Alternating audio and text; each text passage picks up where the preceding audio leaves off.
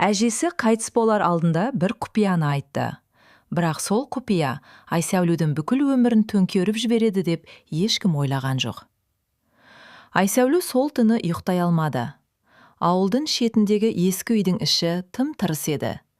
Тек қабырға сағатының тықылы мен сырттағы желдің ызыңы ғана естіледі. Әжесі Зере апа соңғы күндері қатты әлсіреп кеткен.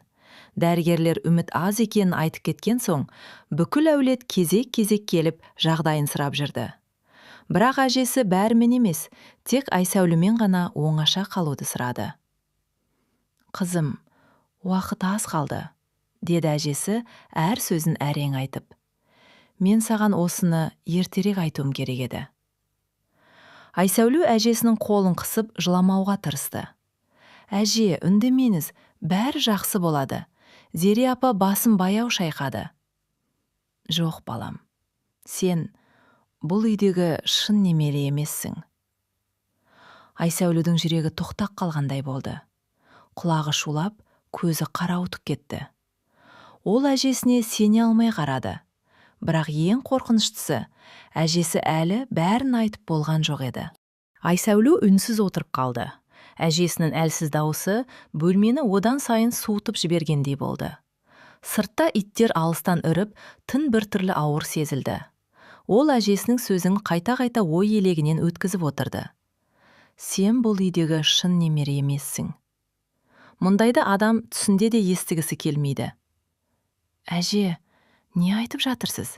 деді ол сыбырлап. Зере апа жастығының астынан кішкентай көк орамалға түйірген затты шығарды. Оның ішінде сарғайып кеткен хат пен ескі күміс алқа бар екен. «Сені бізге алып келген күні осы алқа мойныңда болды», деді әжесі. «Сен небәрі 2 жаста едің. Қатты жылағаның ғана есімде.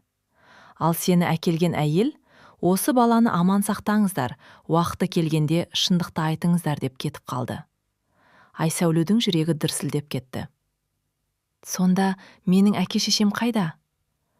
Әжесі көзін жұмып ауыр дем алды. «Мен бәрін білмеймін. Бірақ бір адам біледі. Ол Сәруар». Сәруар деген есімді естігенде Айсәулу елең етті.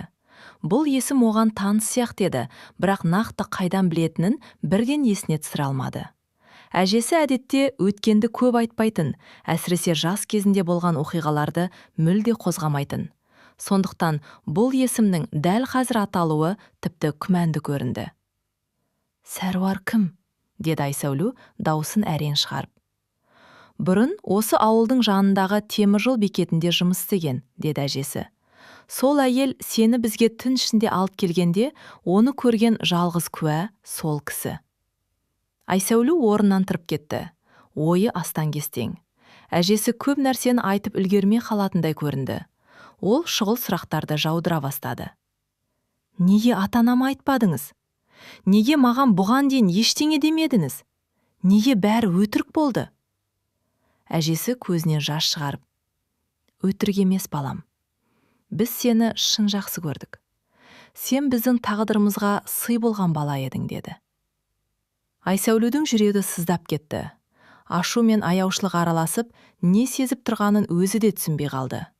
Бірақ ол бір нәрсені анық білді. Енді бұл құпияның соңына дейін бармай тынбайды. Таң ата салысымен әжесі көз жұмды. Үйдің іші азан-қазан болды. Ағайын туыс жиналып, біреуі жылап, біреуі жұбатумен жүрді. Ал Айсәулу бәрін түс секілді қабылдап отырды. Кеше ғана әжесі оның қолын ұстап, шындықтың шетін ашқан еді. Енді сол кісіден жауап сұрай алмайтыны жанына батты. Жерлеу рәсімі кезінде анасы Гүлнар оның жүзіне ұзақ қарады. «Қызым, неге өңің бұзылып кеткен?» деді жай ғана. Айсәулу бір сәт бәрін айтып салғысы келді. Бірақ әжесінің соңғы тілегі есіне түсті. Әуелі Сәруарды тап, содан кейін ғана шешім қабылда. Сол түні ол көк орамалды қайта ашты. Хаттың жартысы өшіп кеткен, бірақ бір сөйлем анық оқылды. Егер қыз есейсе, оны Қараөзек станциясындағы Сәруарға апарыңдар. Қараөзек осы ауылдан 50 шақырым жердегі ескі бекет. Айсәулу ертең таңертең сонда баруға бел буды. Бірақ оны күтіп тұрғаны тек жауап емес, одан да ауыр шындық екенін әлі білмейтін. Ертеңіне Айсәуле ешкімге ештеңе айтпай, таңғы автобуспен Қараөзекке жолға шықты. Терезеден сыртқа қарап отырса да, ештеңе көріп отырған жоқ. Ойында тек бір сұрақ: мен кіммін? Жастайынан өзін осы әулеттің бір бөлшегі сезініп өсті. Әкесінің қабағы, анасының мейірімі, әжесінің тәрбиесі бәрі өзінікі еді. Енді соның бәрі жалған сияқты көріне бастады. Қараөзекке түскенде бекет маңындағы шағын шайханадан Сәруар ақсақалдың үйін сұрады. Жұрт оны бірден таныды. Ескі вокзалдың ар жағындағы көк қақпалы үй, деді шай құйып тұрған әйел. Айсәуле үй алдына жеткенде жүрегі тарс-тұрс соғып кетті. Қақпаны ашқан арықша келген қария оны үнсіз ұзақ қарап тұрды. Сіз Сәруарсыз ба? Қарияның жүзі бірден өзгерді. Сен Зеренің жанындағы қызсың ғой, иә? Айсәуле басын изеді. Сәруар күрсініп, қақпаны кеңірек ашты. Кір, қызым. Мен бұл күннің бір келерін баяғыда-ақ білгенмін. Үй іші жинақы, бірақ ескі екен. Қабырғада сарғайған суреттер, ағаш сандық, терезе алдында тігулі перде. Бәрі өткен заманның иісін аңқытып тұр. Сәруар ақсақал самаурынға шай қойып біраз үнсіз жүрді. Айсәуле оның әр қимылынан бір ауыр истеріктің белгісін сезді. Сенің мойныңдағы алқа бар ма? Деді қария кенет. Айсәуле сөмкесінен күміс алқаны шығарып көрсетті. Сәруардың қолы дірілдеп кетті. Дәл өзі. Мен ұмытпаппын. Сіз бәрін білесіз бе? Деді Айсәуле шыдамай. Қария бірден жауап бермеді. Сосын терең дем алып сөз бастады. 22 жыл бұрын боранды түн еді. Станса маңына бір керіншеп жүгіріп келді. Қолында сен бар едің. Өзі қорыққан, бірақ көзі өткір. Мына қызды аман сақтаңыздар. Оны іздейтіндер бар. Бірақ жаман адамдардың қолына түспеуі керек, деді. Іздейтіндер? Қандай адамдар? Сәруар ақсақал басын төмен салды. Ол толық айтқан жоқ. Бірақ біреуден қашып жүргені анық еді. Сосын сені Зере апаға апардық. Себебі ол кісі жүрегі жұмсақ, сыр сақтайтын адам болатын. Айсәуледің бойын қорқынышпен бірге бір үміт те биледі. Демек, оны әдейі тастап кеткен жоқ. Біреу оны қорғауға тырысқан. Бірақ ол кім? Неге? Сол сұрақтар миын тесіп бара жатты. Әлгі әйелдің аты кім еді? Деді ол. Сәруар біраз ойланды. Айғаным болуы керек. Иә, қателеспесем солай, деді. Бірақ ол шын аты ма, жоқ па, білмеймін. Қария сандықтың түбінен ескі дәптер алып шықты. Беттері сарғайған, шеттері мүжілген. Бір бетін ашып Айсәулеге көрсетті. Онда асығыс жазылған бір мекенжай тұр екен. Алматы, Төле би көшесі, 47-ші үй, 12-ші пәтер. Мұны әлгі әйел маған беріп кеткен. Егер бір күні қызым мені іздесе, осы мекенжайдан бастасын, деді. Айсәуле қағазға қадалып қалды. Ол жерде әлі біреу тұра ма екен? Білмеймін, қызым. Бірақ сен бір нәрсені ұмытпа, деді Сәруар ақсақал. Сені ешкім жек көріп тастаған жоқ. Сені біреу аман алып қалуға тырысқан. Осы сөз Айсәуледің жүрегіне жылы тиді. Бірақ Алматыға бару туралы шешім оның өмірін тағы өзгертпек еді. Үйге қайтқан соң Айсәуле бірнеше күн бойы үндемей жүрді. Әжесінің қырқын өткізгенше ештеңе білдіргісі келмеді. Алайда, анасы Гүлнар оның бір нәрсені ішіне бүгіп жүргенін сезіп қойды. Бір кеште екеуі ас үйде жалғыз қалғанда, анасы алдындағы кесесін баяу қойып. Қызым, сен менен алыстап барасың, деді. Егер бір нәрсе білсең, жасырып жүрме. Айсәуледің жанары жасаурап кетті. Ол бәрін айтып берді. Әжесінің сөзі, көк орамал, Сәруар ақсақал, Алматыдағы мекенжай, бәрін. Гүлнар үнсіз тыңдап отырды. Тек соңында ғана көзіне жас алды. Біз саған өтірік айтқымыз келмеді, деді ол дірілдеген үнмен. Бірақ анаң, Зере апаң шындықты ерте айтсаң, сені жоғалтып аламыз деп қорықты. Сонда сіздер де білгенсіздер ме? деді Айсәулу ауыр тыныстап. Иә, деді анасы. Бірақ бір нәрсені анық біл. Сені туған күнімнен артық жақсы көрмесем де, кем көрген емеспін. Осы сөзден кейін Айсәулудің ішіндегі мұз аздап ергендей болды. Бірақ жауаптар әлі алда еді. Әкесі Ермек кешке жұмыстан келгенде Гүлнәр бәрін айтып қойған еді. Айсәулу әкесінің көзіне қарауға қорықты. Өйткені бала күнінен әкесін ең жақын адамы санайтын.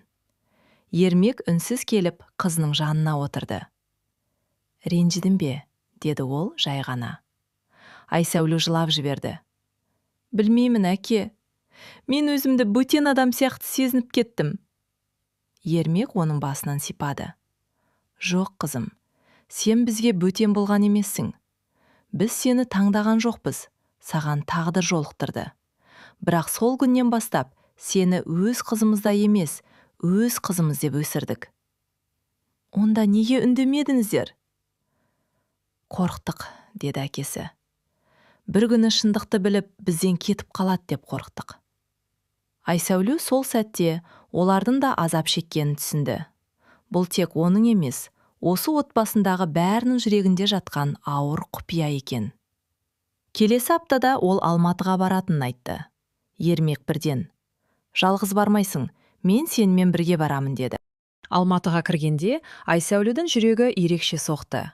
Үлкен қала оған бұрын таңсық емес еді. Бірақ бұл жолы бәр басқаша сезілді. Бұл қалада оның өткенінің ізі жатқандай көрінді.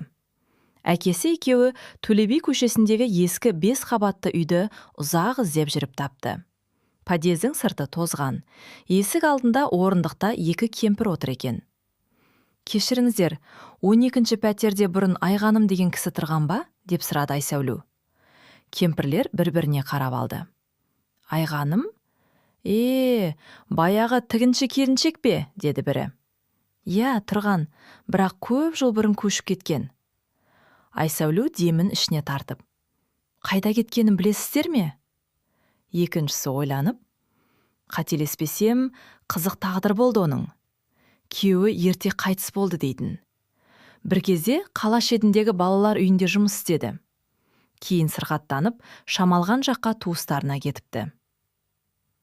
Балалар үйі. Айсәулу мен Ермек бір-біріне қарады. Осы жол тағы да жаңа бұрылысқа түскендей еді. Мүмкін, оның өміріндегі ең маңызды есік енді ғана ашылып жатқан шығар. Балалар үйі туралы естігенде, Айсәулудің бойын белгісіз сезім биледі. Бір жағынан қорқыныш, бір жағынан аяныш. Анасы неге дәл балалар үйінде жұмыс істеді екен? Бұл жай сәйкестік пе? Әлде өз баласынан айырылғаннан кейін тағдырдың әкелген жолы ма? Олар сол күні ескі архиві бар балалар үйін әрең тапты. Қазір мекеме жаңарып, атауы өзгерген екен. Әкімшілікке кіріп, мән жайды түсіндірген соң, жасы 50-ден асқан мұрағатшы әйел көмектесуге келісті. Айғаным деген қызметкер расында болған, деді ол, қалың папкаларды ақтарып отырып. Тігім бөлімінде істеген. Кейін тәрбиеші көмекшісі болған. Айсәулудің тынысы тарылды. Ол кісінің суреті бар ма? Мұрағатшы сарғайған құжаттардың арасынан ұжымдық суретті алып шықты. 3-ші қатарда тұрған арықша келген. Бірақ көзі мейірімді әйелге Айсәулу ұзақ қарады. Бет әлпетінде өзіне ұқсас бір сызық бардай көрінді. Суреттің артында бір жазу бар екен. Айғаным Нұрлан қызы. Туысы Әмина апай, Қаскелең ауданы. Енді із кесу бағыты анықталды. Бірақ Айсәулуді ең қатты толқытқаны сол суреттегі көзқарас еді. Ол көзде сағыныш бар болатын. Қаскелең жаққа барар жолда көктемгі жаңбыр сіркіреп тұрды. Машина терезесіне тамған тамшылар Айсәулудің мазасыз ойын одан сайын ауырлатқандай. Егер Айғаным шын анасы болса, неге оны тастап кетті? Неге өзі іздеп келмеді? Ал егер анасы қазір жоқ болса ше? Сол ойлардан жүрегі шым ете түседі. Әмина апайдың үйі шағын ғана, ауласы таптаза екен. Есікті ақ жаулықты ажарлы кемпір ашты. Айсәулу суретті көрсетті. Кемпірдің қолы қалтырап кетті. Бұл менің інімнің қызы Айғаным ғой, деді ол. Айсәуле көз жасын тыя алмай: «Мен оны іздеп жүрмін. Мүмкін, мен оның қызымын», деді. Әмина апай оларды дереу үйге кіргізді. Біраз үнсіздіктен кейін ғана сөйлей бастады. «Айғаным сені өмірінен артық жақсы көрді. Бірақ сен дүниеге келген соң, арттарына түскен адамдар көбейді.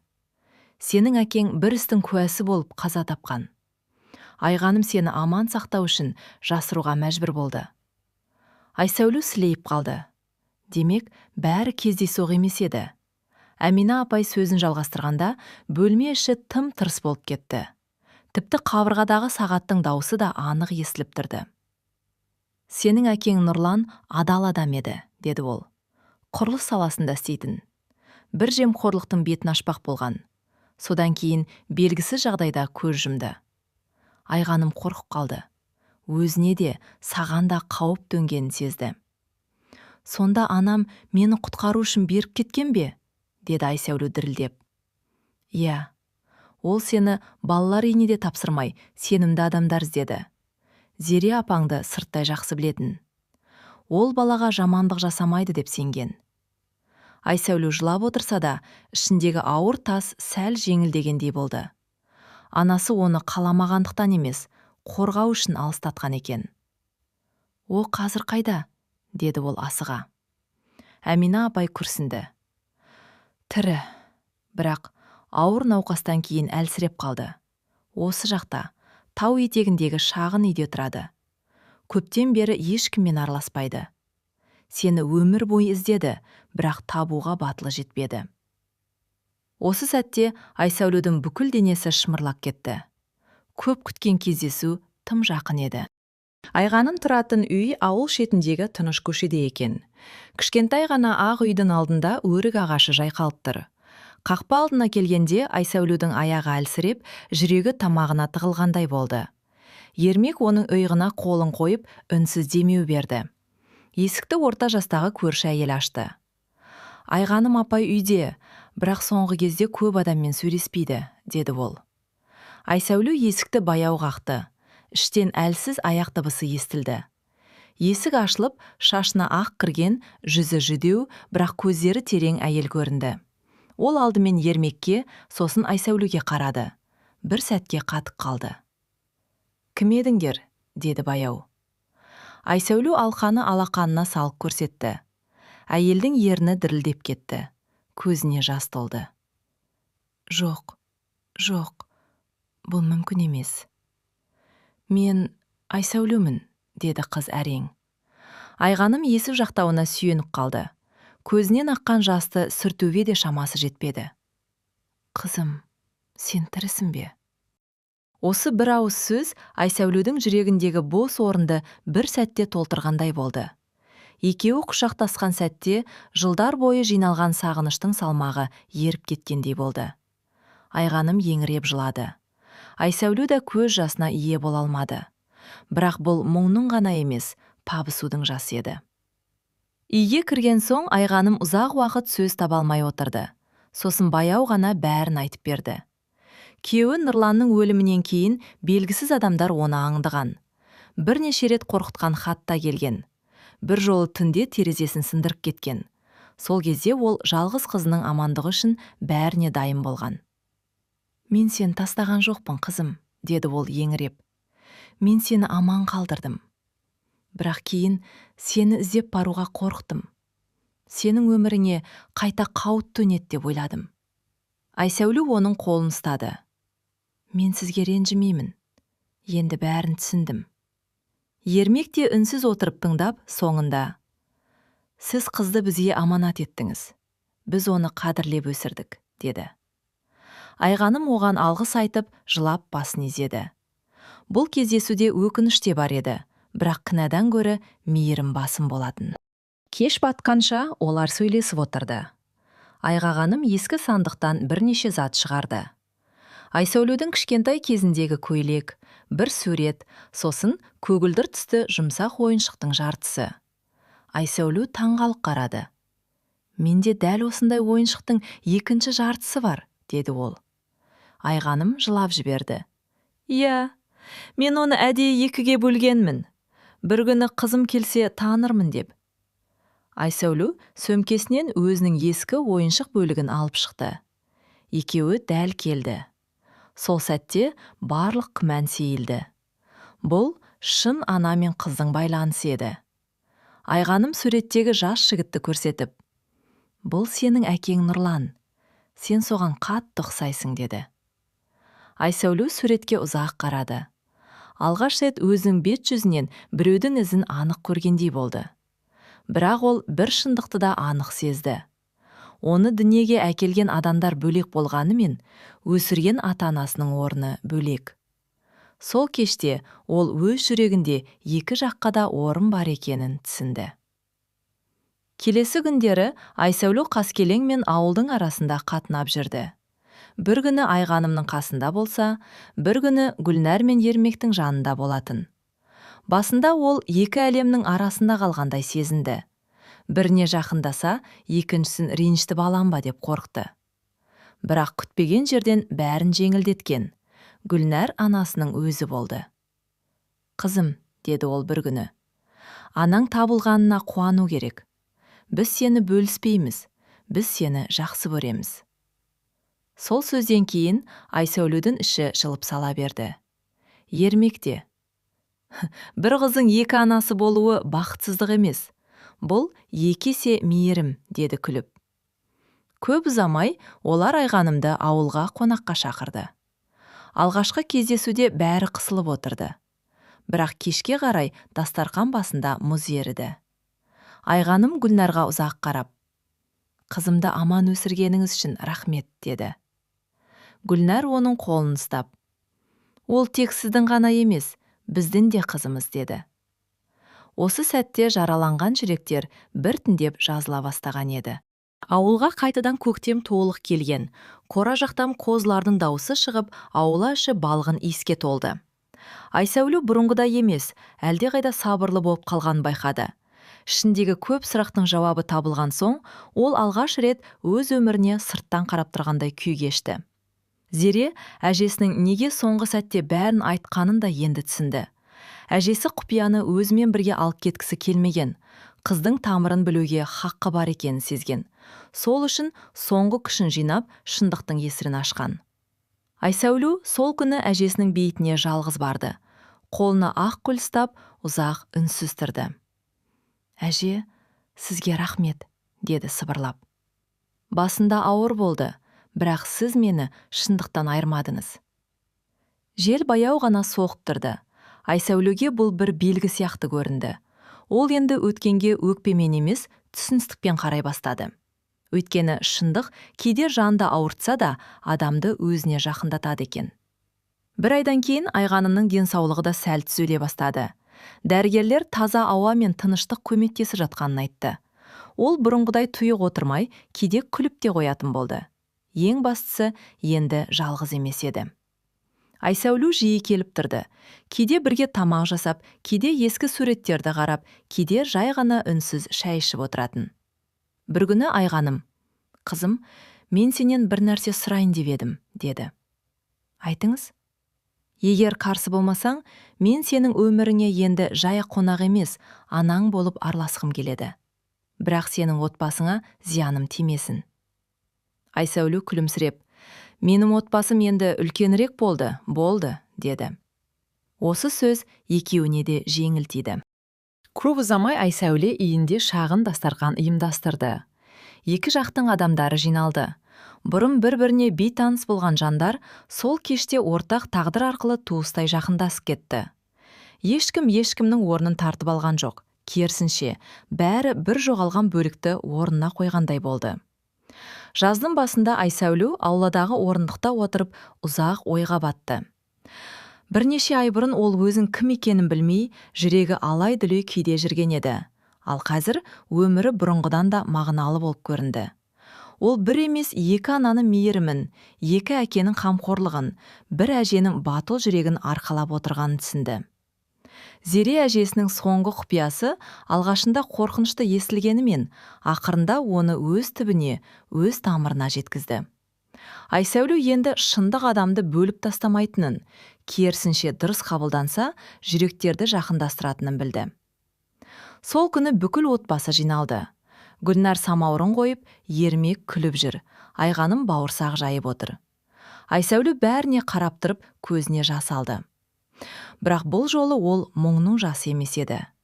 Өмір кейде ең ауыр шындықты ең үлкен сыйға айналдырады екен. Ал Айсәуле үшін сол сый өзін жоғалтпай қайта табу болды. Оқиға ұнаса, лайк басып, каналға подписка жасап кетіңіз.